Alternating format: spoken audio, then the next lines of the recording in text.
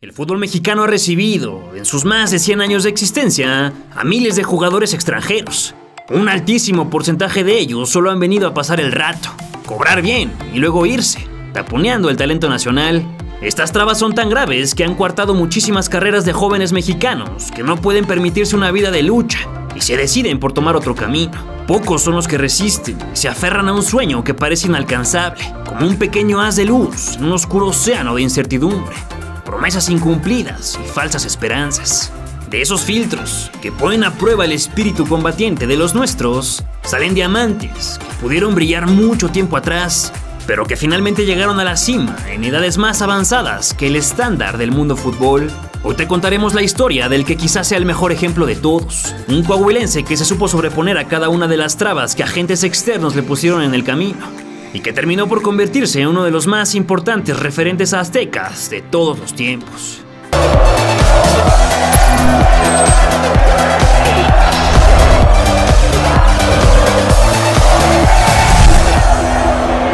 Oribe Peralta Morones llegó al planeta Tierra en 1984 con el Sol de Torreón, Coahuila, como testigo de su nacimiento. El día 12 de enero en el ejido de La Partida, una localidad al suroeste de la cabecera municipal, hijo de doña Julieta y Miguel Ángel, quien trabajaba como obrero en una fábrica de metal, Oribe creció en el seno de una familia humilde, al lado de sus 3 hermanos. El nombre se lo puso su padre en honor al exfutbolista uruguayo Oribe Maciel, un delantero que llegó a la América en los 70 y que se hizo figura de la Unión de Curtidores, donde se retiró en el 82. A los 2 años, el futuro atacante ya daba sus primeros pasos, por lo que su progenitor comenzó a llevarlo a sus partidos de fútbol, por supuesto que siempre acompañado de un balón. Cuando el pequeño Oribe cumplió 9, el deporte ya era su ilusión, por lo que siempre le preguntaba a su padre qué se necesitaba para llegar a ser como los cañoneros que miraba en la televisión. Enajenado totalmente por el juego de la pelota, cada año le escribía a los Reyes Magos por el regalo de siempre: zapatos de fútbol y una nueva esférica. El niño lagunero siempre destacó en los equipos infantiles de su localidad, y a los 15 años se enroló en las filas de los Vagos, su primer equipo de fútbol, que se desarrollaba en la categoría libre de su pueblo. Cuando cursaba la preparatoria en el 98 fue a probarse a Santos, pero con todo y sus cualidades ofensivas fue rechazado y tuvo que conformarse con jugar para el representativo de su pueblo, que se medía frente a otros equipos del estado. Lo que el mundo no sabía era que el muchacho Peralta tenía una convicción de diamante, por lo que siguió adelante por su sueño. Después del primer desaguisado salió a probarse al Centro de Sinergia Futbolística de Durango, un internado que hasta la actualidad recluta jóvenes talentos y que formó a jugadores como Luis Montes, José Juan Vázquez y Jesús Molina. Fue justo en esa escuela de fútbol que el ariete recibió uno de los apodos que lo acompañó a lo largo de su carrera, bautizado por un compañero como el Cepillo, por su cabellera que asemejaba a las cerdas de uno. Tras cumplir un año en el CECIFUT, Oribe sufrió una terrible fractura de tibia y peroné que lo alejó de las canchas por un buen rato, que casi termina con sus esperanzas de convertirse en futbolista profesional. Luego de superar la lesión, Peralta Morones habló con su padre y le externó la decisión de no continuar más en el fútbol, ya que no encontraba por ningún lado la confianza que le permitiera recuperar su nivel. No obstante, el técnico y exfutbolista Julio César Armendáriz lo convenció de no dirimir y regresó a la contienda. El soñador de 18 años se puso a tope, por lo que fue invitado a jugar con los Alacranes de segunda división. Sin embargo, solo participó con los albiverdes por tiempo de 4 semanas, ya que en 2002 el entonces técnico de Guadalajara, Oscar Ruggeri, lo invitó a probarse con el primer equipo del rebaño. El coahuilense no pudo debutar con las Chivas, y cuando el argentino fue cesado al final de la temporada, el club rojiblanco lo regresó al CECIFUT. De nueva cuenta, el destino le daba un duro golpe de realidad, pero el novato sabría reponerse a todos los obstáculos que se le fueran atravesando en el camino, costase lo que costase. Aquel mismo año fue invitado para integrarse a Monarcas Morelia bajo la tutela de Rubén Omar Romano, quien finalmente le dio el sí tras 2 meses de prueba sin goce de sueldo. El primer contrato de Oribe como profesional fue de 10,000 pesos mensuales, y su primer cheque lo mandó a Coahuila para que sus padres pagaran la operación de nariz de su hermano Beth, que se la fracturó mientras jugaba al fútbol, demostrando que siempre velaría por el bienestar de su familia. Fue entonces que después de tanto sufrir llegó el anhelado debut en Primera División el 22 de febrero de 2003 ante el América, ingresando al 87 en la derrota de su equipo. Su campaña de presentación careció de oportunidades y solo vio acción de nuevo para la fecha 9 en el empate a 1 contra la Máquina. La historia de Oribe con Monarcas fue sumamente corta e insustancial, ya que solo jugó 2 partidos, en los que apenas sumó minutos ante una delantera michoacana que estaba bien cubierta por Adolfo Bautista y el chileno Reinaldo Navia. Ambos convirtieron al equipo en el superlíder del campeonato y además llegaron a la final, pero la perdieron con Monterrey. Aunque no jugó, Oribe Peralta sumó su primer subcampeonato de un muy largo historial. Sin cupo en la plantilla moreliana, el Nobel delantero recibió la noticia de que debía reportar con el León de la Liga de Plata para el torneo Apertura. Con Monarcas, Oribe jugó apenas en 2 ocasiones y se fue sin hacer goles, además de perder una final. Su presentación con los Panzas Verdes el 16 de agosto fue con el pie izquierdo, en la derrota leonesa frente a los Delfines de Coatzacoalcos por pizarra de 2-0. Sin embargo, la buena noticia fue que su primera diana como profesional la convirtió el 21 de septiembre en la jornada 8, cuando los Esmeraldas golearon 5-1 a los Lagartos de Tabasco. A la jornada siguiente contra los Lobos de Tlaxcala, el lagunero también mojó, concretando el tanto del empate a 2 final con pocos minutos en el cronómetro. Desafortunadamente los números no le alcanzaron a la fiera y con 6 partidos ganados, 4 empatados y 9 perdidos se quedaron fuera de la liguilla. El primer certamen del 2004 fue más prolífico para el Cepillo, que metió 4 goles muy importantes en la fase regular. Primero cascó el del empate contra Dorados. A la fecha siguiente hizo lo mismo con los Alacranes de Durango. Y 10 jornadas más tarde convirtió doblete para conseguir los 3 puntos frente a los Azucareros de Córdoba. Como líder de su grupo y de la general, León enfrentó en cuartos a Tigrillos, a quienes vencieron con global de 4-2. En semifinales también fueron contundentes, derrotando a sus anónimos de Morelos con un 7-4 redondo y colaboración doble de Oribe Peralta en el partido de ida. Durante la final contra Dorados de Sinaloa, el atacante tuvo minutos y la vuelta la jugó completa. Al final la serie quedó 2-1 en favor de los Esmeraldas, por lo que Cepillo alzaba su primer cetro en el profesionalismo, aunque en la división de ascenso. Un mes después volvieron a medirse con el Gran Pez, pero ahora para ver quiénes subían a primera. Desafortunadamente los Dorados lo ganaban 4-3 redondo, por lo que el Rey de la Selva tendría que esperar otro poco para retornar al circuito de privilegio. Sin embargo, los 10 goles celebrados en 33 partidos con el León le llenaron el ojo a la directiva de Monterrey, que contrató sus servicios para la Apertura 2004. Oribe reapareció en el máximo circuito el 21 de agosto de 2004 durante el Clásico Regio de la fecha 2, con una humillación bárbara en la que Tigres le propinó un 6-2 a Rayados. En aquel torneo, su técnico Miguel Herrera le dio más minutos al joven de 20 años, y aunque no era el titular de la delantera, siempre fue el cambio recurrente para acompañar al Guille Franco, el indiscutible en un Monterrey que jugaba espectacular. El chamaco festejó su primer gol en Primera División durante la jornada 3 en la visita de Cruz Azul al Tecnológico. Tras la faena de Luis Pérez, Guille Franco asistió a Peralta, que definió el 2-0 momentáneo con un cabezazo mortal, dejando sin oportunidad al Conejo. Los otros tantos regiomontanos fueron de Guillermo y de Argemiro Veiga. Luego en la 5 Monterrey le pegó sin piedad a Dorados con 6 goles en contra. El tercero de ellos fue el Cepillo, que primero paredeó como jefe con Guillermo Franco, para luego desparramar a Cirilo Saucedo y sacudir la red. El romperredes declaró más adelante que aquel gol ante Dorados es su favorito de todos los tiempos, debido al amplio parecido con el de Ronaldo Nazario en la final de la Copa UEFA de la 97-98 contra la Lazio. En la fecha 9 Rayados goleó de nuevo en casa, pero ahora Jaguares. El primero local fue de Oribe, que al 46 empató las acciones para abrir la remontada, que acabaría en 5-1 final. Para la 10 el lagunero le marcó a Tecos, y en la 12 convirtió su cuarto y último gol de la Apertura, dándole el triunfo a su equipo sobre Monarcas. La escuadra del Piojo Herrera enfrentó en cuartos a Pachuca. La casa lo ganó en la ida con dianas de Franco y Herbiti. La vuelta en Hidalgo fue empate a 1. Peralta jugó los minutos finales, solo para confirmar el pase a semifinales, donde chocaron con Atlante. La victoria de su equipo 4-2 en el Estadio Azteca, Cepillo entró al 76 y en el cierre de la serie suplió a Walter Herbiti, que salió al minuto 11 por una lesión. Monterrey avanzó al duelo por el título tras el 7-3 redondo sobre los Potros de Hierro. El oriundo de Coahuila vio actividad en las finales contra los Pumas, siendo opción de recambio en ambos partidos. Sin embargo, poco o nada pudo hacer, y los de la máxima casa de estudios se convirtieron en los primeros bicampeones de los torneos cortos. Mientras tanto, a Peralta no se le daban los trofeos y obtenía su segundo subcampeonato en el circuito dorado. Durante 2005, el delantero lagunero continuó en las filas de Monterrey, y aunque colaboró con 4 goles para su causa ante Tigres, Puebla, Necaxa y Atlante, la suerte no jugó del lado de la pandilla, que se quedó fuera en cuartos de final a manos de Cruz Azul. No obstante, en aquel semestre hubo una buena noticia para el delantero surgido de la partida, pues el entonces estratega nacional, Ricardo Lavolpe, lo convocó para formar parte del tricolor que enfrentó a Argentina en Los Ángeles para el compromiso amistoso del 9 de marzo. El bigotón le dio los 5 minutos finales al joven Ariete, y México lo igualó a 1 con el gol de Rolando Zárate para el albiceleste y autogol de Fabricio Fuentes para los de verde, blanco y rojo. Estaba feliz Oribe por su llamado, por su primer llamado a la selección mexicana. ¿Qué le parece? Sí. Y se da de emergencia, pero aquí está y va a ser el debut. Va a entrar por el Kikín Fonseca, enfrentando a la selección de Argentina. Ahí está el debut de Oribe.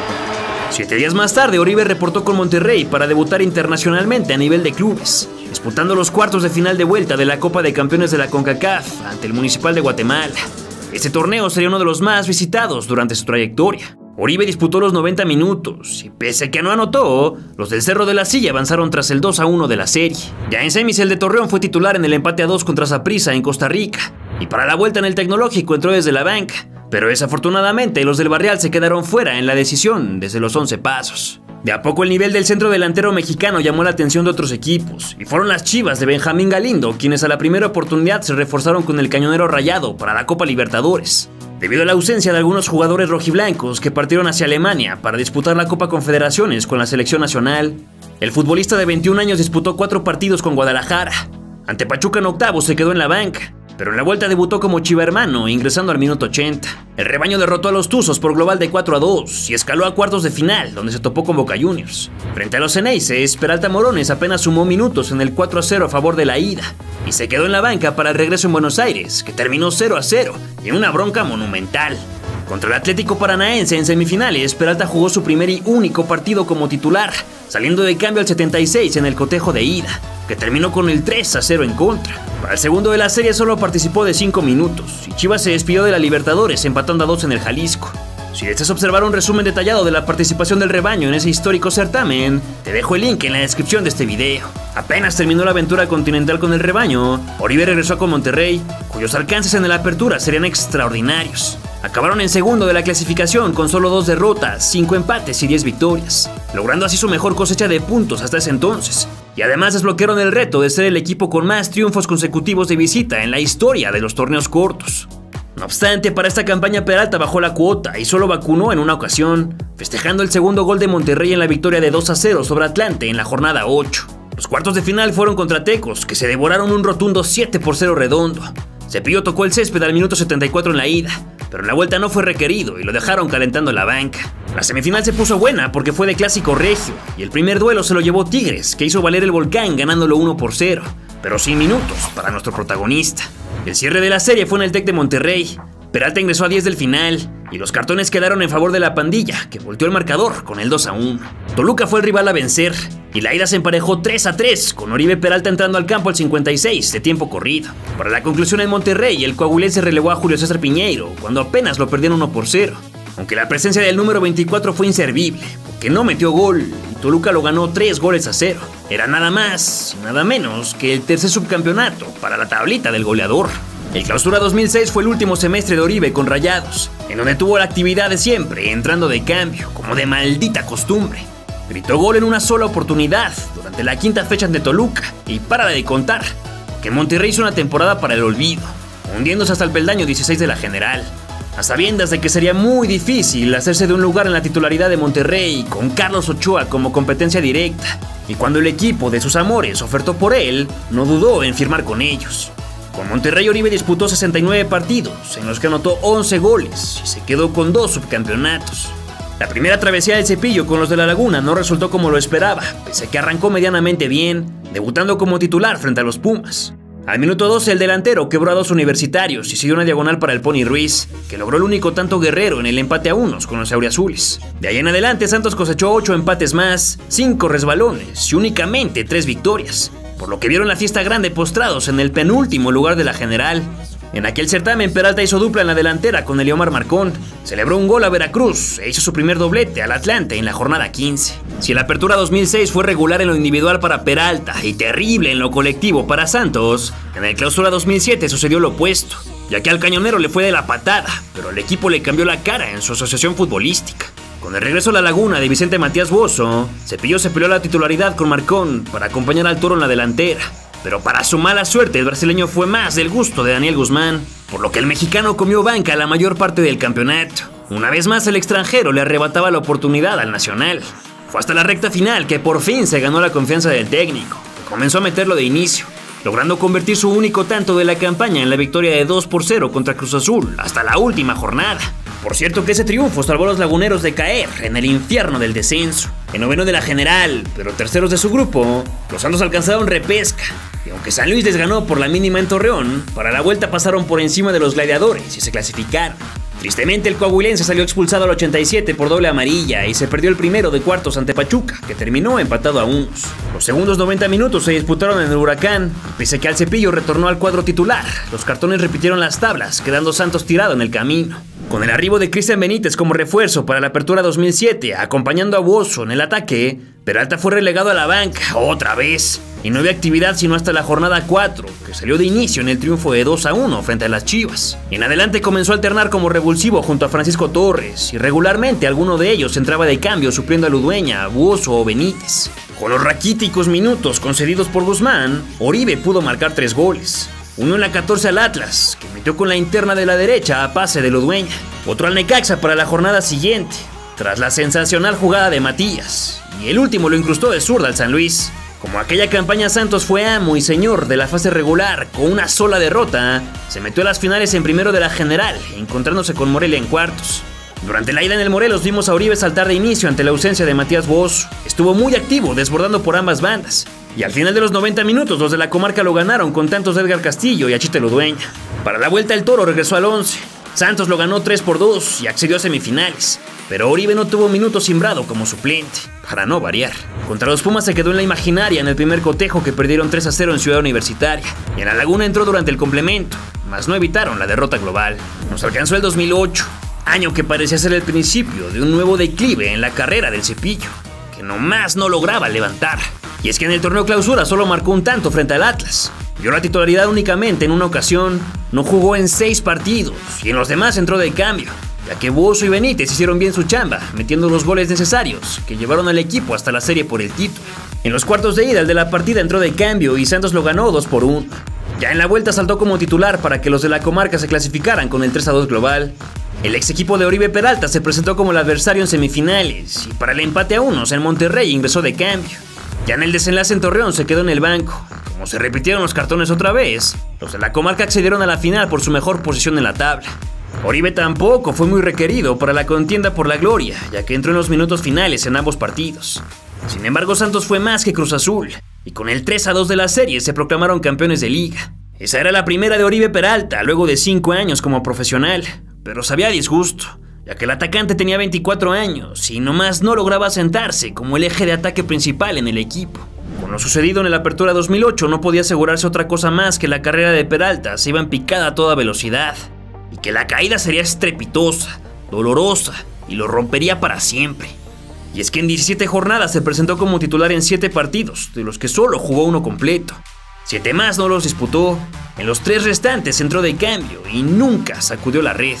El último torneo en el que el mexicano se había ido en ceros fue en el de su debut con Morelia, en el Clausura 2003. A pesar de todo, Santos participó en la primera edición de la renovada Liga de Campeones de la CONCACAF, donde Oribe tuvo más protagonismo que en el torneo doméstico. En el primer partido de grupos ante el Municipal de Guatemala se quedó en la banca. Frente al Puerto Rico Islanders arrancó de inicio, pero se fue expulsado al 72 tras un conato de bronca. Luego tocó enfrentar al Tauro de Panamá sin ver minutos. Sin embargo, para el segundo compromiso contra el Islanders fue de arranque y celebró el primer tanto del partido con un golazo, tras destruir a la saga con un recorte dentro del área y luego definir como dicta el manual lo más alejado del portero. En su visita a Panamá, donde Santos perdió 2-0, el 23 lagunero salió de cambio y ya en el último partido de la fase de grupos ante Municipal se despidió con una asistencia para el primer gol de 3 en la cuenta de Agustín Herrera. El cuarto lo hizo él con un mazazo de cabeza a pase de Gregorio Torres.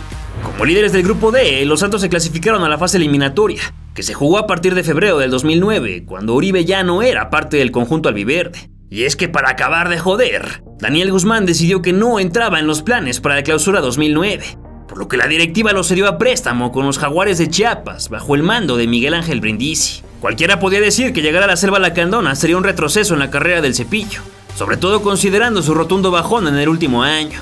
Sin embargo, vestirse de jaguar fue lo mejor que le pudo pasar, pues fue el primer trampolín que utilizó para llegar hasta lo más alto. Brindisi apenas vio las cualidades de Peralta, decidió convertirlo en su delantero titular desde la jornada 1, que debutó con la escuadra chapaneca el 17 de enero, en la victoria de 2-1 sobre Atlas en el Víctor Manuel Reina. Oribe no se tardó en mojar con su nuevo equipo. A la siguiente fecha se estrenó como goleador chapaneco, enfrentando a los Tigres de la Autónoma. El dorsal 24 se elevó impoluto al 35 para abrir el marcador de cabeza tras el movimiento desde el córner por parte del brasileño André Luiz.